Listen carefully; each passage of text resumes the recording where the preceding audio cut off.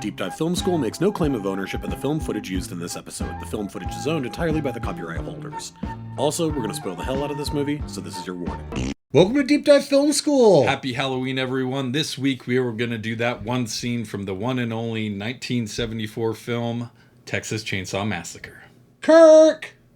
Kirk? Huh? We should go over there.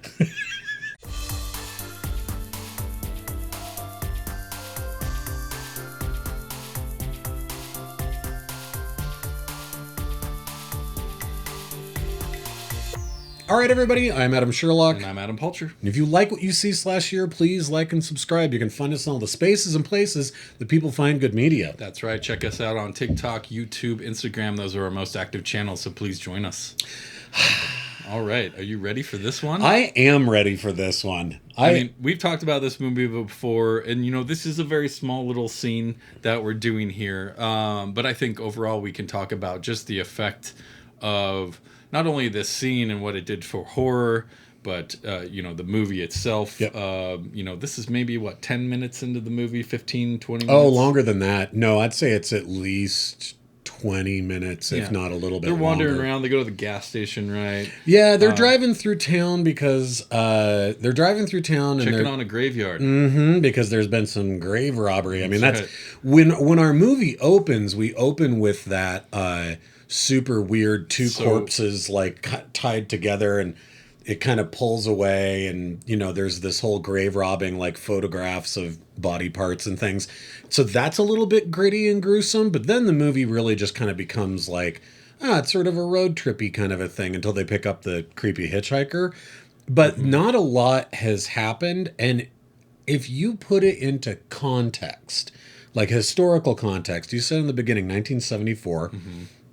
So you had The Exorcist the year before this, right? Okay. But with the exception of The Exorcist, most other horror that you're seeing at the time is much more gothic in nature, right? It's very, not the corny Crypt Keeper Tales from the Crypt, but like the old like Boris Karloff Tales from the Crypt, and it's all like old mansions, and it's all very it's I think what you're trying to say is that it's a lot more dramatic, right? Like, because the appeal and what this scene did and just what this movie did was make it more sudden. Right? Yeah, well, make it more stifling, like, oh shit, violence can happen like that. And the violence that we see is dirty and pointless. I mean, if you think about it,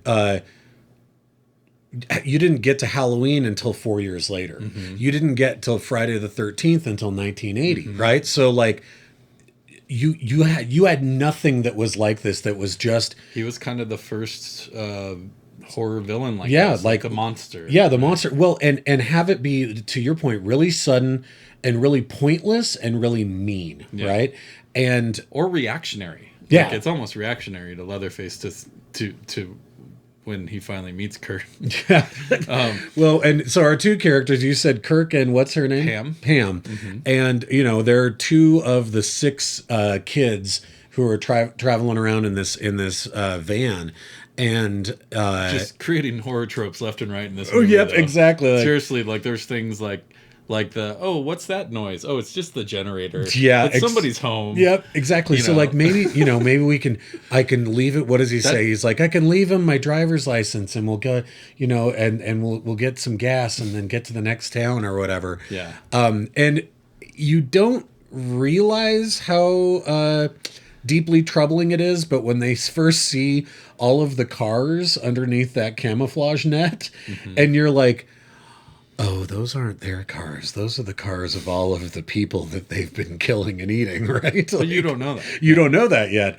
And they get around to the front of this seemingly really idyllic, cute little white farmhouse. And they go up and knock on the door, and then Kirk finds this tooth. This tooth falls. It's very weird. It's very ominous. And he gives it to Pam and creeps her out. She goes and sits on the swing, and after that, you knock a couple more times, and then the door slowly opens on its own, right? And you get this shot from the doorway into this other doorway. You don't see what's over to the left. You just see this, and it's like a blood red doorway. Yeah. Which first off, you're like, okay, that's kind of creepy. Yeah. And then you see like skulls and kind of stuffed Antlers and like bones. Yeah, you're like, okay, maybe this guy hunts or something. Yeah, yeah, you know? yeah. And there's pelts all down the other you know, wall. Maybe it's something like yeah. that. And then, you know, he kind of just keeps letting himself in, no answer, you know, whatever. And he hears the squealing sound. Oh, yeah. He's following the sound of a squealing pig. What could that be? And then dumbass trips. Yep. And gives himself away. And the second that he trips, the movie trips into a full nightmare because what we see next... It's where the movie 180s. Yep. All of a sudden, this character, he's not hidden in the shadows. He's not... We don't get a glimpse of him and then like, ooh, what, you know, where do we run to here? There's just suddenly a guy in a slaughterhouse apron with someone else's face on his face like a mask. If you can even tell that much. If you can even tell that much at that point, and he's holding a mallet, and he just fucking hits Kirk, and the guy drops and starts spasming, and the noises that we hear, there's no real music other than two or three licensed country western songs. That's right. Play early in the movie. Tobe Hooper said that what he wanted the rest of the soundtrack to sound like is what it would sound like inside of a slaughterhouse to cattle. That's what he wanted it to sound like. I know. Damn. So that's why you hear the squealing. That's why there's lots of... it sounds like they just hooked up a reverb channel to maybe a microphone, and they're just kind of hitting it, making these weird sounds. That scene, though, of Kirk when he falls and starts spasming is unlike any... I remember the first time I saw this, and it was like I'd never... Even though the movie was so much older than any horror I had seen up to that point, I'd fucking never seen something that just starkly, overtly awful. And violent. Yeah. And like, wait, what's happening to him? Why is he having a seizure? Like, you're just trying to figure out what's going on. You know, he does an amazing job with the color grading in this movie. Yeah. It makes it feel very hot. And once you're inside there, you know, she kind of follows, hey, Kirk, where are you? You know, And like, we get probably one of the most iconic horror movie shots of all time where the camera floats underneath that swing and comes up real low as she stands up and starts walking towards that house, and it's just we're so low and we're seeing here is amazing. But man, that's iconic, and it's been homaged a billion times in other horror movies of that low push following her in, because you know, like, why wouldn't she go in? In the 70s, you know, in the 90s where you've seen this movie or seen someone rip off some version of this movie of teenagers. You're like, don't go in the house. No, don't go in there. Like, you've seen it at this point. So, you know, and I think a really interesting part is the Leatherface character himself. We obviously don't know what he is or who he is. He's not really a monster. He's more human, which actually makes it crazier. Yeah. And it's perceived, and this reference wasn't even a reference when they made the movie, but like a sloth kind of character from Goonies, like that has never left the house, only been trained to slaughter and kill people. So Tobe Hooper worked a lot with the actor Gunnar Hansen that played Leatherface, and they kind of together crafted this idea that Leatherface, or as they refer to him in the movie as Bubba, that Bubba's is really manipulated by the family, and 100%. that he actually is mentally handicapped. And so what Gunnar Hansen did is he was like, he knew that he didn't really have any lines. He had a handful of dialogue lines that he was asked to like make borderline unintelligible, and that's where he came up with this weird like the thing that he does.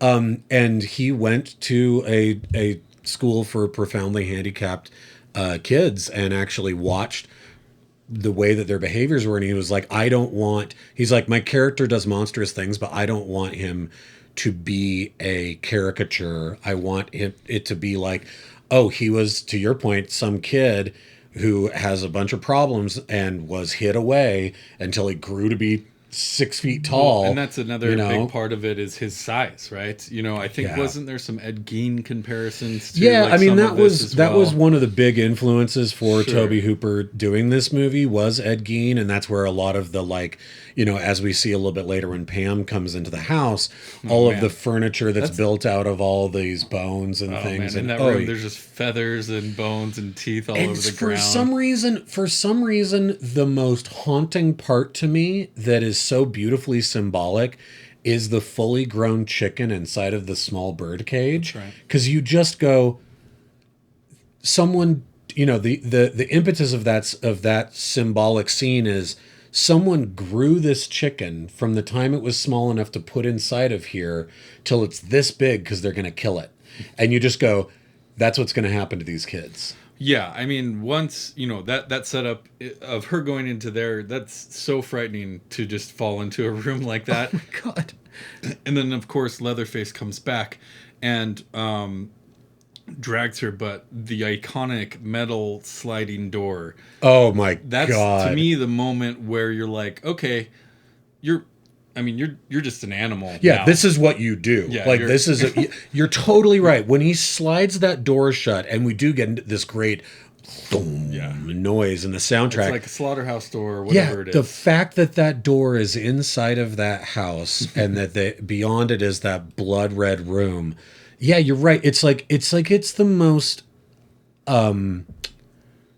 talismanic visual to let these kids know, oh, you're not like, these aren't just some backwood hillbillies where you might be in danger. Like, you have met the fucking devil. Like, it's an iconic door in the court, God, right? Like, man. it has Yeah. to be one of those. Like, I mean, it just switched everything. Again, this is the 180 of the movie where they're no longer just looking for help. Now they're running for help. Or it's not even like there might be something spooky. It's like, no, you have reached this pinnacle. And I love when Pam falls into that room with all the feathers and looks all around, and the framing of the shots is so beautifully done.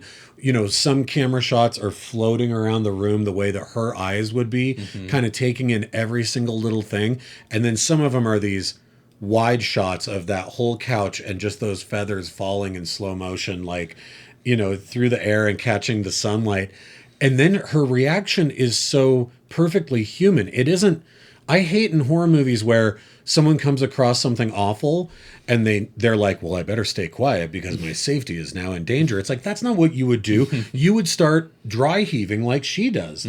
And when Leatherface finds her, he lets out a cry because to him, he's like, shit, there's people breaking into my house, right? Like, that's his reaction. Yeah. And it happens 3 or 4 times where he's like, fuck, where do all these kids keep coming from? And I love that sort of Innocence almost. Yeah, this humanity, even within the disgusting nature of his character. And he runs out and he grabs her and drags her back inside.